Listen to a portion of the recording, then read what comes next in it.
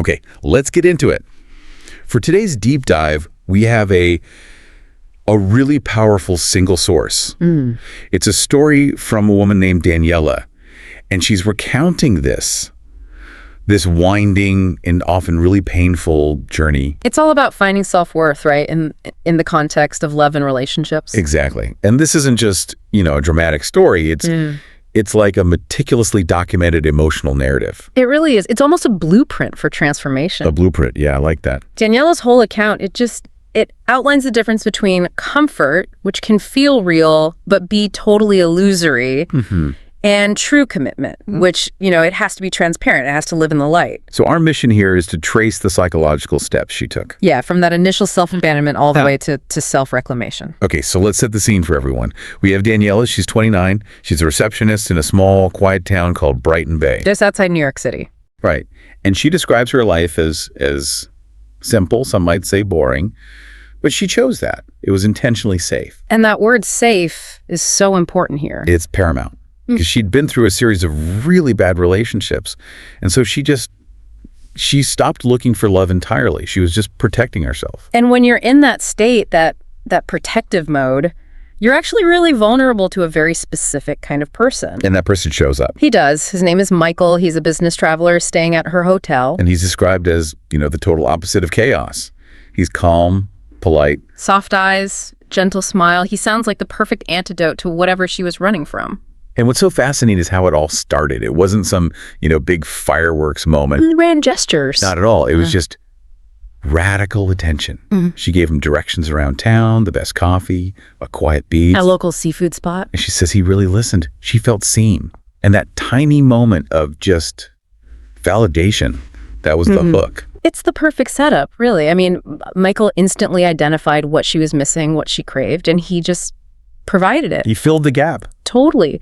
And then he says something, Daniela quotes him directly. They're walking by the water, and he just looks at her and says, "Being with you feels like peace." Wow.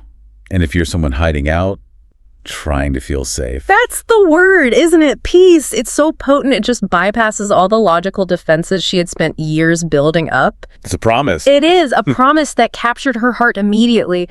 And that's where she starts to fall for him. So that's our mission then. We're going to track the cost of that initial intoxicating peace, the reality of the secrecy it demanded, and, how she eventually had to figure out what a truly safe love looks like. Exactly. We're unpacking how she navigated that critical space between feeling profoundly special and knowing deep down that she was profoundly secondary. So things move pretty fast after that. Michael finishes his 2-week trip, but they stay in constant contact. Daily messages, nightly phone calls. This wasn't just a little fling. No, and she says she missed him more than she ever expected to. Which just proves that initial connection, it wasn't superficial at all. It was already digging deep into that core need she had for security and attention. And then the emotional commitment gets a physical space. He comes back a month later. Right, and he doesn't stay at the hotel this time. No. He rents a small house near the harbor. Which changes everything. It's not a hotel flirtation anymore. This is, It feels serious. It feels domestic. It does. They fall into this routine that feels so comfortable. Making dinner, listening to music, dancing. And she says it felt like they'd been together for a long, long time. It felt real. It was everything she thought she needed.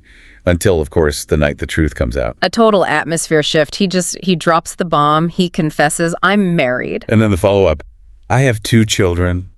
And right away, he tries to manage her reaction, right? He gives her the justification, the caveat. "The marriage is not good. I only stay for the children." The classic line. I mean, it's designed to make her focus on his pain, not what he just did to her. Okay, but wait. The whole reason she let him in was that word, peace. He offered her safety. How could she feel safe for even a second after a lie that fundamental? And that is the absolute core of the conflict here. It's cognitive dissonance. Daniela describes her body just freezing. She felt lost and cold. She walked home without being able to say a word. Her body knew. Her body was screaming danger. Exactly. But her mind had already invested so much in that feeling of peace, of being seen. And it couldn't let go. It went straight into conflict management mode. Yeah. It became a battle between the truth he's married and the feeling he makes me feel safe. And the feeling won out. The feeling won. She meets him a week later. She tells him she's hurt, but She accepts his apology. She accepts his excuses. And this is it. This is the moment she chooses the fantasy. It's the pivotal moment of self-abandonment, yeah.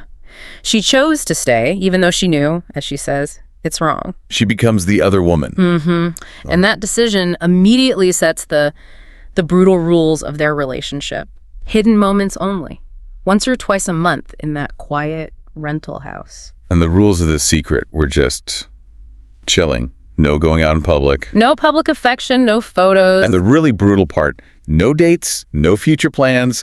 It was a relationship that only existed in these little private bursts. Sustained by texts in between.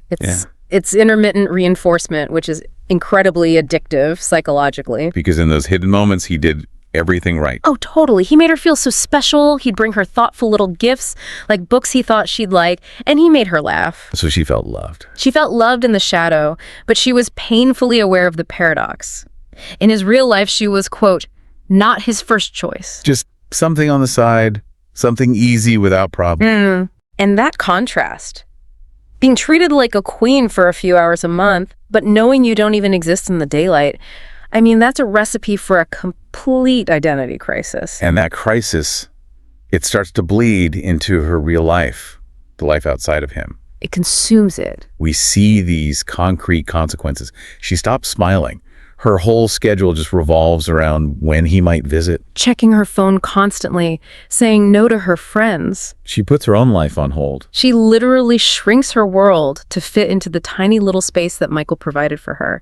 She says her world became smaller, just him and silence. That's the tragedy of it. You trade your whole reality for a tiny piece of a fantasy. And there's this one detail from her account that is just, it's so powerful. It really drives home the cost of this secret. I think I know what you're going to say, the rented house. Yes.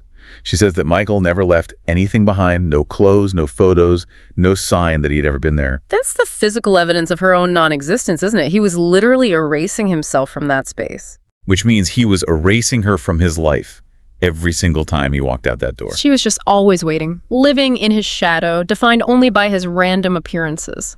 So, what breaks through that silence? Who finally gets through to her? Her friend, Nina. Okay. Nina was the only one who knew the whole truth, and she finally delivers this necessary intervention. And what did she say? Her quote is really the emotional turning point of this whole story. She tells Daniela, "You deserve to be first.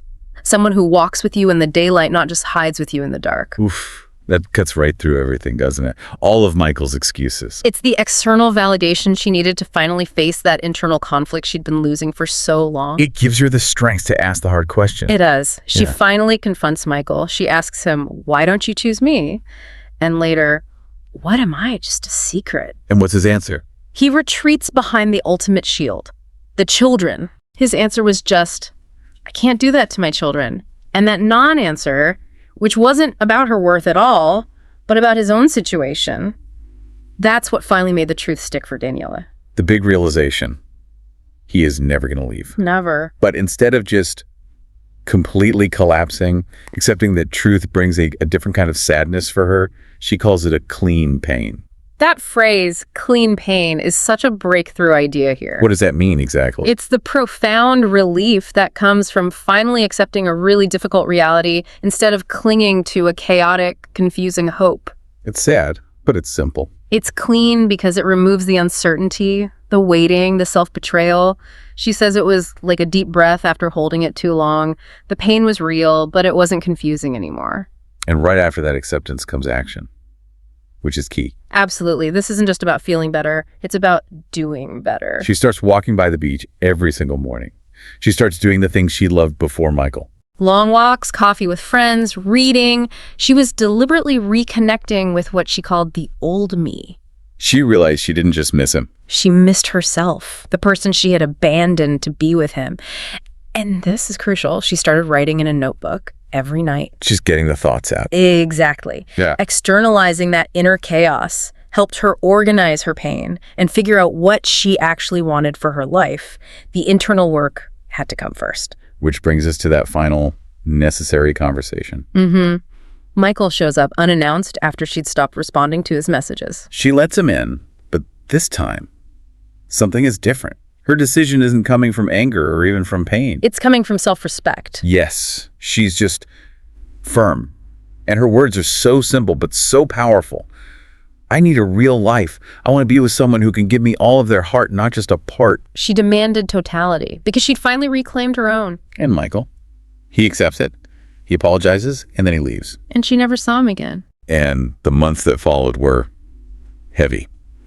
She says the pain was real, she missed him, but she fully committed to those positive changes. Spending time with Nina, the beach walks that made her feel calm. And she set a new goal for herself.